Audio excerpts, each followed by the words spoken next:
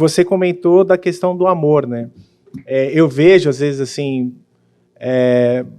Outro dia eu vi uma cena, tô no alto do prédio, vi uma mãe gritando absurdamente com o filho, ali passando na rua da quadra, e aí eu fico me perguntando, obviamente essa pessoa tem amor pelo filho. Sim. Mas por que a relação é desse jeito, né? Por que tá nesse nível? Será que ela faria isso com uma pessoa que não é o filho dela, né? Da onde sai isso, né? Pergunta aí pra você. Quem são as pessoas que mais escutam as suas palavras de raiva? Você é capaz de dizer coisas pro seu pai, pra sua mãe, pro seu marido, pra sua mulher, que você não teria coragem de dizer pro estranho na rua. Porque, querendo ou não, a gente tem essa como se fosse uma sensação de direito de poder descarregar. Porque é de casa. Amanhã vai me perdoar.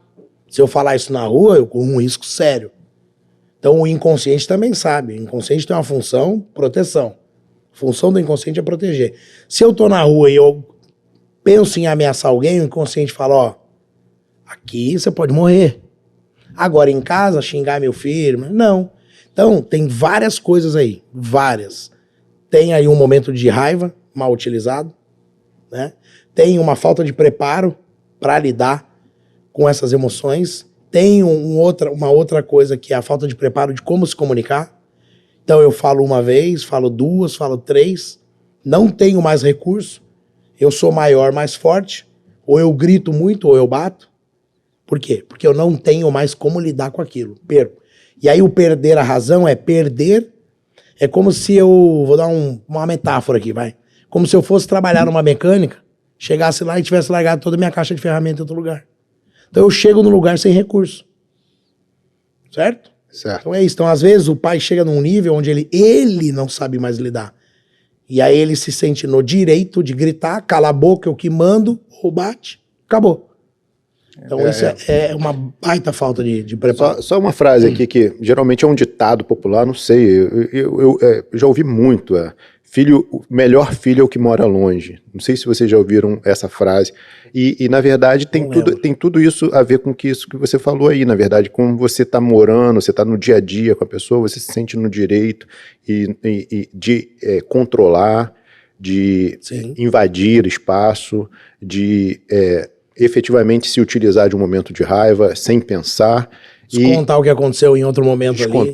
Porque você chega em casa do trabalho, falta uma gota para transbordar. Aí seu filho vai e derruba um copo no chão.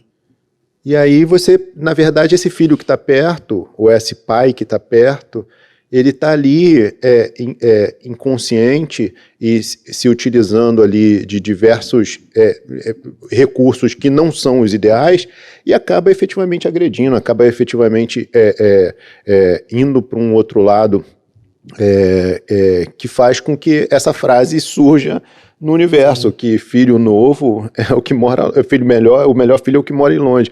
Então é impressionante isso. Você imagina o seguinte, o meu filho, eu tenho 4, tá? E também é muito interessante para mim isso, e eu já, por conta dessa trajetória minha passada pela PNL, eu me utilizo das ferramentas, mas nem sempre é fácil. Mas você imagina, a pessoa que você mais ama no mundo, a pessoa que você seria capaz de dar vida por ela, tá ali do teu lado, e num determinado momento, por um suco derramado no sofá, você dá um grito, você dá um tapa, você utiliza uma palavra que vai ferir, que pode permanecer e pode criar um trauma, e eu queria utilizar isso de gancho para você, na verdade. Como é que é na sua casa? Como é que é lá? Eu sei que a Lara, o Luan também tem as questões deles de adolescente, de infância, e você tem a questão de pai, colégio e responsabilidade, e educar para a vida, né? Sim. E como ela é perfeito, ali é um mundo de fadas ali, como é que é lá essa educação? Como é que você lidar com isso? Minha casa é ponto de encontro, né?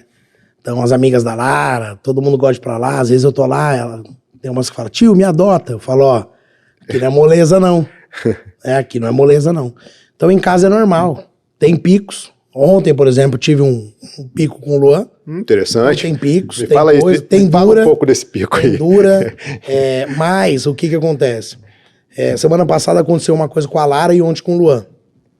Quando você começa a treinar, porque é um treino, aprender a lidar é um treino. Eu treino e quando acontece eu tô preparado de tanto que eu treinei. Então semana passada aconteceu, chegamos em casa, tava chovendo, então eu entrei com o pé molhado. Quando eu entrei, o cachorro veio e eu ia fechar a porta, eu olhei e ela tinha destruído alguma coisa da casa.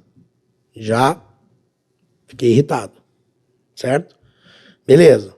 Quando eu fui fechar a porta, o cachorro veio correndo, bateu com as duas patas na porta, a porta bateu. Quando bateu, ela passou na minha frente, eu fiz um gesto de fazer assim, ó, nela. Meu Ameaçou. Quando eu ameacei, eu tomei um tombo. Eita. Um tombo. Quando eu tomei o tombo, que eu bati no chão, eu olhei pra Lara lá no final do corredor, a Lara esboçou um sorriso. Por quê? Olha na cabeça dela. Ele ameaçou bater no cachorro. Bem feito, tomou, caiu. Karma imediato, que ela fala. Quando eu vi na cara dela, eu falei, a raiva é minha. Se eu agora falar pra ela, o que você tá rindo? Vai dar briga. Então, qual é o lance do treino? O treinamento é isso, você tá preparado para esse momento. O que eu pensei? Eu bati no chão, levantei, o Luan perguntou, tá tudo bem? Eu falei, tá tudo bem. Eu já tinha olhado para ela e visto o início do sorriso. Na minha cabeça veio, ó, a raiva é minha, a irritação é minha, quem caiu fui eu. Então, se eu for agora, não vai ter diálogo. Beleza. Passei, fui pro quarto, troquei de roupa, escovei dente, falei, galera, vou deitar. Vocês resolvem aí o rolo do cachorro de vocês.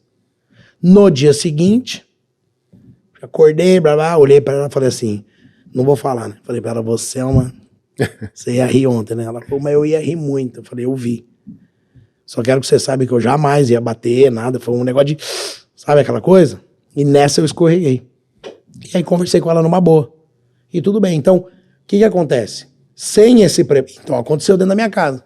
Se eu uso ali a raiva errado, ia dar pau. Então, é sempre... simples, quer ver? O que a nossa avó falava. Conta até 10. Uhum. Quer dizer, deixa você voltar pro momento presente. Porque aí você volta pro presente e aí você tem mais condições de conversar. Então, acontece em casa. Só que eu uso de uma forma para gerar sempre aprendizado. Então, ontem com o Luan, ele fez algo que ele vem fazendo repetidamente. Eu dei uma dura na hora. Aí ele foi pro quarto nervosinho, aí o que eu faço? Eu sei o time dele. Esperei o time, ele ficou mais calmo, eu fui lá.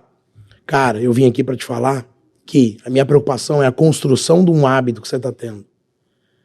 E principalmente, quando eu te falei, quando eu fiquei irritado com o que você fez, você levantou irritado e saiu.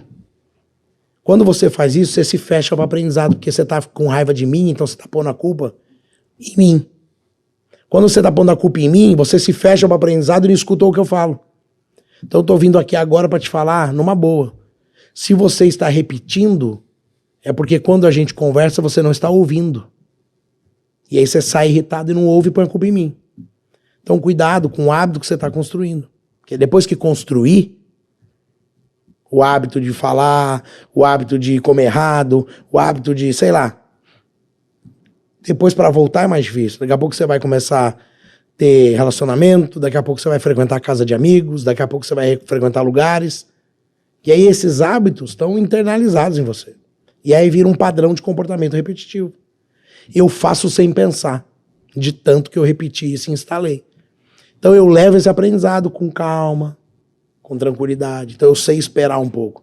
Então acontece, na minha casa tem treta, na minha casa tem dura, mas tem muita conversa e tem muita consequência. E as consequências, normalmente, a gente vai falar um pouco disso, as consequências são estabelecidas por eles. Legal.